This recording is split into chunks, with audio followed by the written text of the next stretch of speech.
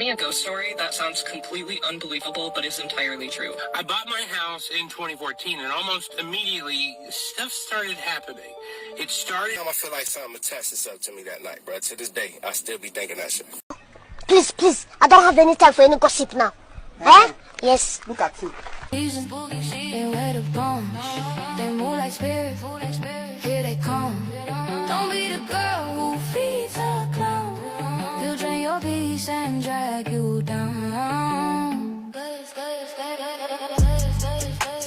Crusty like the no free stay, no red. Here we go. I want to hop on this train about these ghost stories and stuff, right? I'm going to tell you about how I started believing in ghosts and paranormal, because growing up, I ain't believe that shit. High school, I was messing with this girl who used to say her crib was haunted all the time. She stayed out in the countryside of the time, you know what I'm saying? Whole nother county type shit. Her best friend would tell me stories about the shit she'll see at the house when she'd go stay the night. I guess they grew up with each other, woo-woo. She would see little girls and stuff running around the living room at night, in the laundry room, the kitchen, running up and down the stairs, whatever. I finally end up going to a crib a few times, and then you know what's on my mind when I meet her parents. Hey, y'all shit haunted for real? They like, hell yeah. I'm like, why y'all move? It's a mortgage, man. They bought the crib, so what, they finna just up and abandon shit? Can't do that. All right, touche. Long story short, man, I'm over there one night, hella late. We on the floor watching TV in the living room, just us in the crib. The TV caddy corner in the corner, and directly behind us is the doorway to the kitchen, and behind that is the laundry room. She ended up running upstairs to go to the bathroom, and I'm laying down on the floor watching TV, right? I see a shadow pop up behind the TV on the left wall and slowly move over to the right side of the wall and dip off. What the fuck was that? That's what I'm thinking, but me not believing, I get up, start investigating shit. Wave my hand in front of lamps. Anything that's cast the light in the room, I'm trying to see what made that shadow. I finally make my way over to around the kitchen doorway. As soon as I step foot in the doorway, I see my head pop up as a shadow behind the TV. I'm like, hell no. So I start backing up further and further into the kitchen. I see my body raising up higher on the wall. The shadow came from the kitchen. Ain't nobody down here. It's just me. So I panic, man. It's cool. I go back to the living room, sit down on the couch and shit, act like everything copacetic. But I felt like it was gonna be giving like nervous, you know what I'm saying? So I got my ass back down on the floor watching TV or whatever. It get hella quiet, man. Man, I turn around, the water in the kitchen is on, dog. I can't make that shit up, bro. The water running. I'm like, oh hell no, today, bro. I just turn back around, mind my business. I hear the water go out, boom, back quiet. Then I get this overwhelming feeling of somebody walking up on me, like all the hairs on my, look, it's doing it right now, man, crazy. Like somebody walking up on me, I'm laying on the floor flat on my stomach, looking at the TV, and I just can't turn around. I'm like frozen with fear, and I'm paralyzed. I'm talking about, I'm so shook. I feel like if I would have turned around, I would see somebody standing over me just like this. And I probably laid there for I don't know how long. I'm talking about I'm just stuck. I could not move, dog. As soon as I hear the door in the bathroom upstairs open up, she come flying down the stairs. Whatever had a hold on me, let go. Boom. Just like that, it was gone, bro. I'm talking about the hairs went down, that feeling went away. It felt like I had a sneeze and it just wouldn't come out. That's what the feeling felt like. And ever since then, I believe, bro.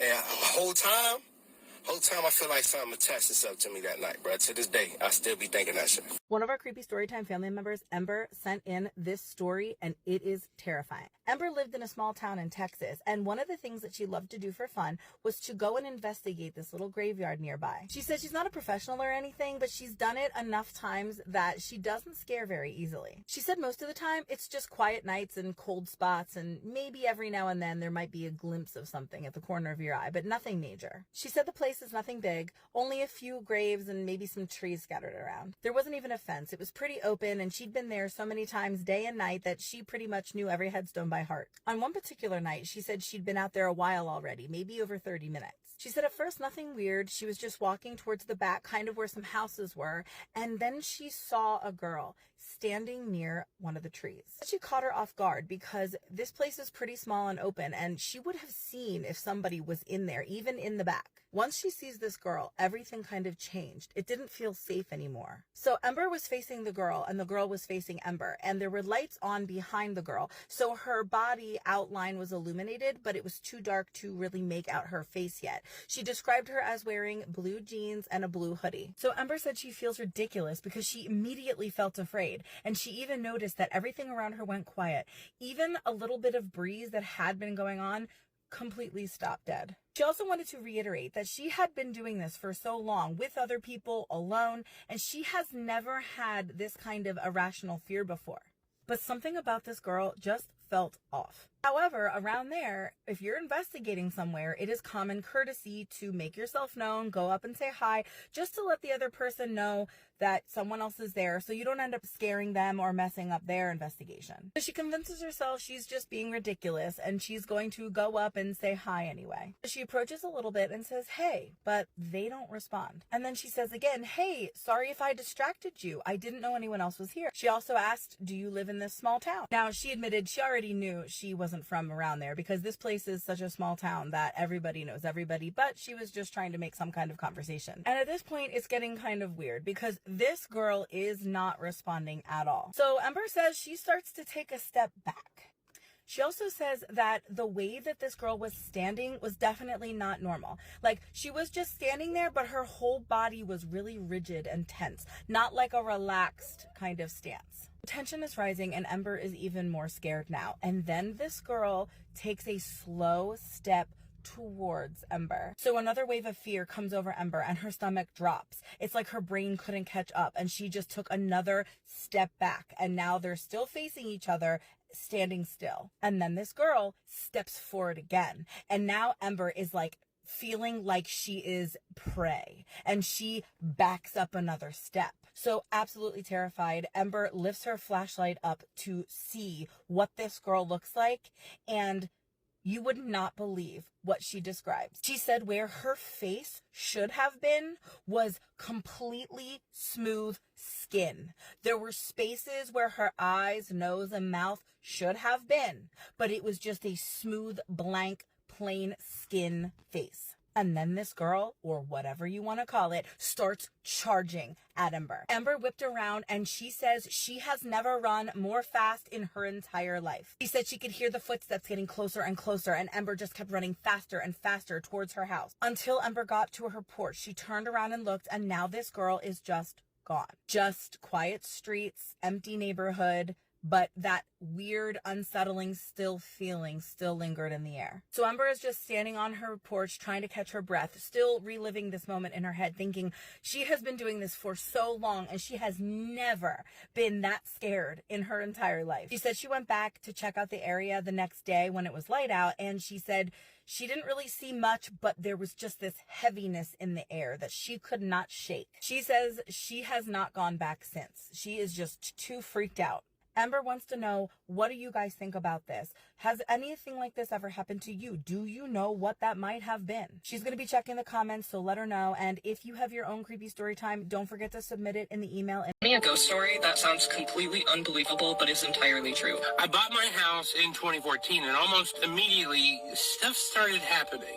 It started with, I would smell like fresh cigarette smell in the kitchen from 8 to 9 in the morning. And it wasn't every day, but it was a couple times a month maybe. Now, the former owner of this house did used to smoke inside, and I know that because you can always tell if you're in a house that it used to have a former smoker living in it, but they made a real big effort to clean it.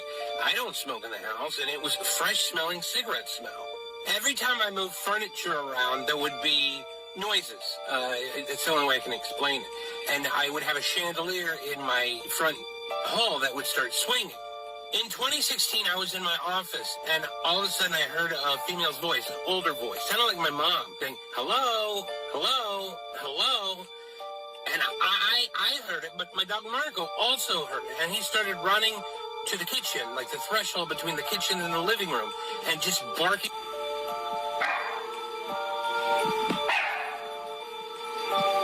In 2017, there was a hurricane that came through Houston, and I lost power. And it was August, and it was tremendously hot outside, except for in the kitchen underneath the threshold. So actually one night, I moved my lazy boy and underneath the threshold, And I slept because that was actually decent. And my buddy Ryan came over and he's like, it's so hot in here. And I said, not here.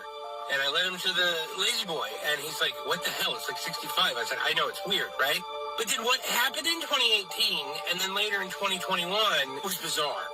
In 2018, my brother dropped my nephew and his little friend over at my house for the afternoon. And when he walked in, the chandelier in my front entrance started swinging.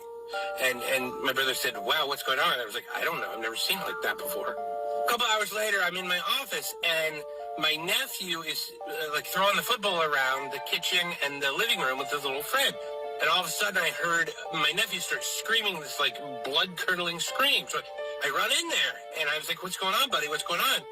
And he says, there's an old lady statue staring at me. And I was like, what are you talking about? I knew what he was talking about. I knew exactly what he was talking about, but he would not have known because I'd never shared any details of the house with even my brother. What he said is he saw like a Greek statue, kind of, is how he described it. And it was an old lady, and it was staring. Things would remain calm for about 3 years until 2021. There was a power outage because there was a freeze in Texas. My sister-in-law's family was staying with me, and her sister had a 6-year-old daughter. They were sitting in the living room, and the daughter says, what about the gray lady? And I said, who's the gray lady? And everybody was there. And they're like, who's the gray lady? And she said, the lady in the kitchen.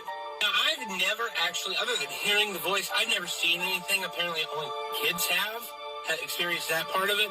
And it's so bizarre because I hate haunted houses. I really do. But I don't think she wants anything from me. I really don't. But I think she might like kids. My dog Marco seems fine with her, too, now that I guess he met her a few years ago, and he doesn't really freak out. Oh, okay, I see what it is now. So y'all just want to hear scary stories. The entire theme of my channel is supposed to be about building your relationship with Christ and having spiritual warfare and actually like separating yourself from these demonic spirits. But y'all just want to hear scary stories so you can go and seek these demonic spirits. You are something else. If that's the case, I got another one for you, but I'm gonna do it my way this time. Lord, I come against any demonic spirit that might try to attach itself to the person who's watching this video. I ask, Lord God, that you rebuke that spirit and you send it back to the pits of hell. I hope that this video does not glorify the demonic, but it shines a light on the demonic that lets people know that the spiritual realm is real. In Jesus' name I pray, amen. Now let's get into it.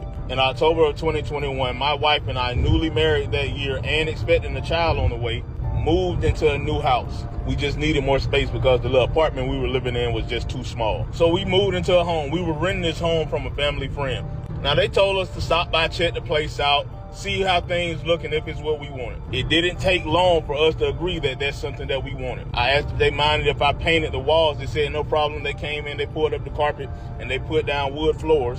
But in the days I used to go to the house by myself, I would be painting. I would just take the dog with me just so I could have somebody there and not feel lonely, you know. But I would be in the house painting. He'll be out in the backyard just running around.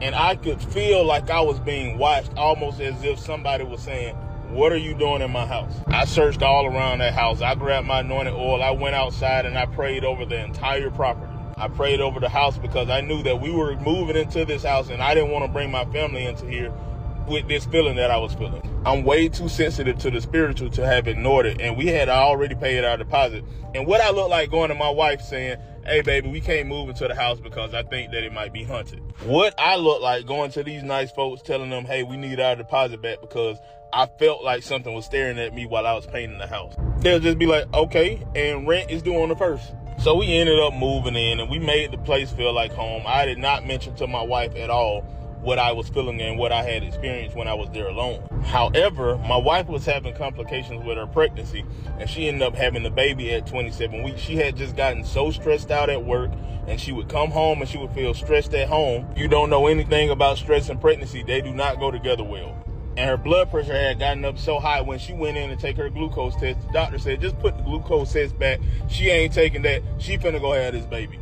Her blood pressure had gotten into the fatal zone where the doctor was saying if she didn't have that baby right then, either one or both of them were not gonna make it that day. An executive decision by me and her mama was that we weren't trying to lose neither one of them. Now, I'll spare the details of what happened after that and jump ahead to when we started having experiences. Sometimes we would just casually be sitting in our living room and I'll see in our hallway a dark shadow just darting back and forth from the baby's room to our room. Now, I would see it out the corner of my eye, but I could tell by her reaction, she would turn her head and look at it. I'm trying to ignore it because I don't want her to be terrified. She didn't grow up seeing stuff like this like I did, so I don't want her to be panicked. I knew her immediate decision would be for us to move out of that house right then, and we couldn't afford that. So I kept my mouth shut. I ain't say nothing. I just kept praying over her, kept praying over the kids, and I just kept praying over the house. I even prayed over the dog. Why, you may ask? Some days I would come home and the dog would be locked in the bedroom. I mean, the bedroom door would be closed all the way, and he would be standing at the door, and I could hear him tapping at the door, hoping that I can come and finally let him out. To this day, my dog does not like to be closed into a room. Even if we in the bedroom with him, he's pacing back and forth because he just don't like being closed up in no bedroom. He can't sit still. He'll be pacing back and forth until you get up and let him out the room. All because the spirit that I had felt locked him into the bedroom, and it was just tormenting him. But y'all stay. Hey TikTok, I hope y'all got time for another ghost story. Cool. Okay, so I only tell you ghost stories that I experienced with somebody else. I never tell you a ghost story that I experienced by myself. But today's ghost story isn't my ghost story at all. It's one of our followers' ghost stories, and she said I can tell it. So here goes. She said that it was her freshman year of high school, and she was having a hard time like finding her group. You know, it was her first year at that school, and it was high school. Hard to make friends, right? So she said that later that year, another girl was new there as well. We'll call her Autumn. She said Autumn began to go to their school. So her and Autumn, they linked up and became, you know, really, really good friends. She described Autumn as being kind of like on the plump side, really, really pretty girl with red hair. She said the closer her and Autumn became, Autumn would tell her all types of secrets, and she would tell Autumn all types of secrets. Until one day, Autumn's secret was very deep. Autumn confessed to her that she was a witch, and also said that her mom was a witch. So this kind of gave the girl some kind of pullback, like, you know, I don't want to be friends with no witch. But Autumn went on to tell her, no, I'm not a bad witch. I'm a good witch. So the girl became very interested in what Autumn meant by saying that she was a good witch. Autumn went on to tell her that she can read palms. So the girl let Autumn read her palm.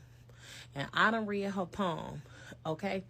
So the day that Autumn read her palm, that night she went home and went to sleep. She took a nap. It was in the evening time over the weekend. And she woke up. She went in the kitchen and told her mom that she had just had a really, really bad nightmare. And she didn't really have nightmares like that until after Autumn read her palm. So she told her mom what happened, because in her dream, she dreamed of Autumn.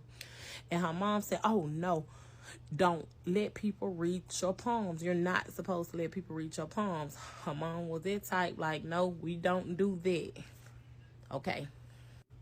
So for some reason, she became kind of scared of Autumn after that, because the dream kind of terrified her. So when she went back to school, she kind of kept her distance from Autumn. And Autumn kind of did the same thing. Like she almost knew that the girl had a bad dream or something. Okay, let's go on. So one morning before they entered into biology class, the teacher would never let them go into the classroom by themselves, so they had to wait outside the door in a line and wait for him to come open the door. But it was this one boy, we'll call him Hector. Hector was kind of mischievous, always getting into things, didn't really pay attention to what, you know, the teachers and stuff had to say. He just kind of did his own thing.